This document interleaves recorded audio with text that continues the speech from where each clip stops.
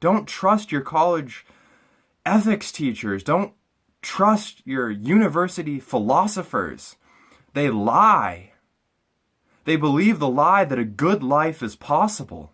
I mean, really, people like to disrespect my crew, but the fact is that you know my name and I don't know you. How many people took anti-natalism 101 in college? How many people had a high school class on anti-natalism? Most people don't even realize that there is a way to eliminate all suffering forever. Anti-natalism refused to reproduce. Don't trust your college ethics teachers. Don't trust your university philosophers. They lie.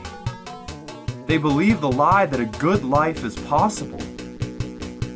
They believe a lie that a family is a good thing. A family is an evil thing that perpetuates evil in this world forever. When we look at these psychopathic leaders in this world who will torture millions to get off, it feels so good to call it all out and to just say, no, I'm not bringing more people here for you to abuse. I'm not just gonna give you more ammunition to shoot me, because that's all that having kids does. If you are at all empathetic, if you have a shred, if you have a molecule of empathy in your nervous system, you will be tortured by what you see here. You will see that this world is just sick and disgusting. We can't allow these monsters to go around. We can't allow these sensitive creatures to suffer any longer. I know that I grew up and I never had a desire to have a family. I never had a desire to get married, and I never had a desire to have my own children. I had a strong sex drive, at least normal, and it didn't have anything to do with that. It was just my family situation growing up. I knew that there were a lot of problems. When it comes to having a family, there are a lot of problems that can happen. There are a lot of things that can go wrong. And most people don't really ever reflect on what can go wrong. All of those things. Kids can get sick. They can die. They can grow up to hate you. So many things. I think there are a lot of interesting comparisons to make between veganism and anti-natalism. Veganism giving up the consumption of animal products. Anti-natalism giving up the production of new humans. So they're both about giving up things, but at the same time, when you give something up, you embrace something else. When you give up meat eating, you embrace a plant-based diet. When you give up reproducing, you can embrace adopting or countless other paths in this life that are now freed up because of a massive amount of free time that one sort of steals back from the natalist idea. If I raise a kid, I'll be in my fucking mid-40s by the time they're out of the house. So, how the hell does that give me time to use the best years of my life for something that actually is meaningful to me? Suffering isn't okay.